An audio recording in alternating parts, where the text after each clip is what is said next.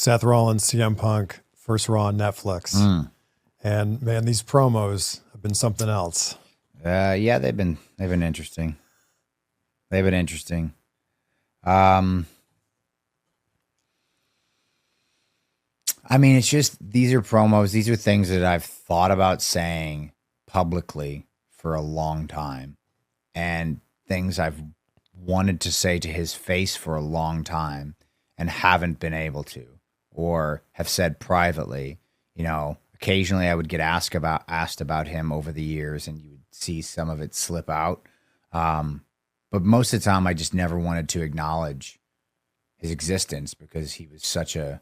I mean, he really was just a cancer to my career for many years while he was gone. He an intentional one, you know what I mean? He was a parasite. He really just wanted to he seemed like every time he could take a pot shot at me or the company, he was trying to.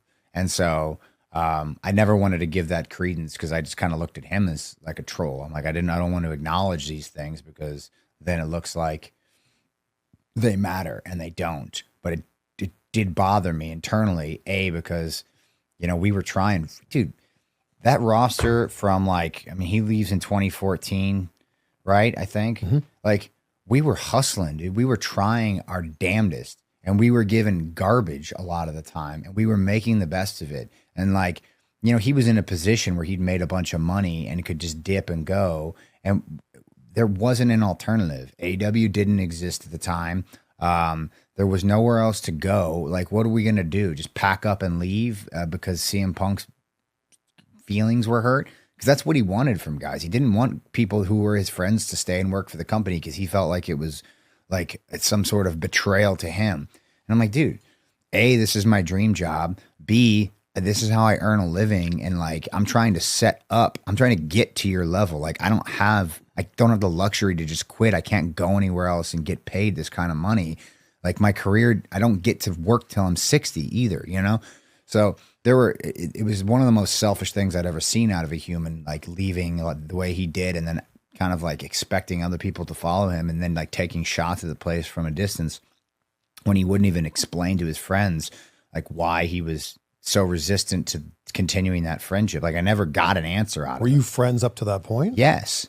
Like, we were friends till he left, you know, and we had a mentor-mentee kind of relationship, you know, at that point because I was a lot younger. So, like, I didn't push. I sent him some texts and called him, like, after he left, but I wasn't, like, comfortable enough with him to, like, because we were peers, but, you know, he was here and I was here. So I didn't want to, like, push that envelope. So after a while, I just let it go.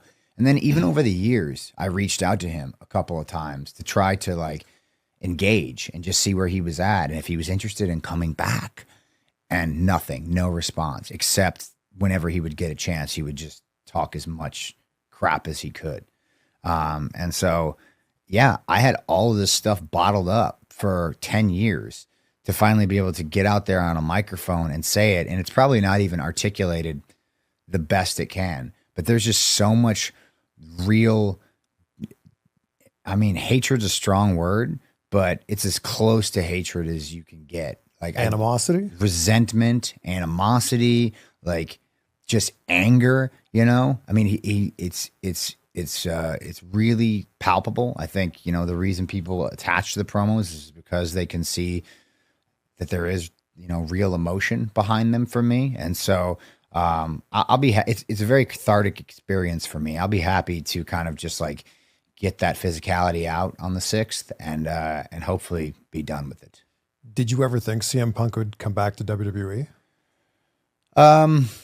You know, when he joined the broadcast team on Fox, when they were doing that backstage show, I think it was, I thought to myself, okay, maybe there's an opportunity here. And then when he joined AEW, I kind of thought, you know, maybe he'll have like a Twilight run here. But there were then a lot of times where I just thought, you know, because it wasn't like, you know, I know he makes it out like he didn't really like the other guy that was in charge.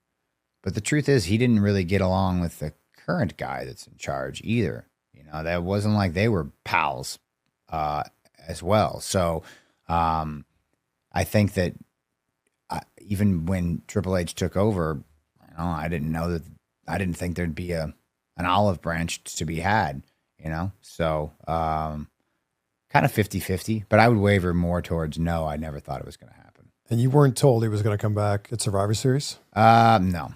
No, that was a bit of a surprise. You didn't look very happy. What I wasn't happy about was, Randy had just come back from a long hiatus. That was his moment. It was a great moment. I mean, the reaction for him when he came through the curtain was unreal. And, we went out there. There was 10 of us out there, and we went out there and had a hell of a contest. And just didn't really need him, didn't really need him, but it's Chicago, it's his city.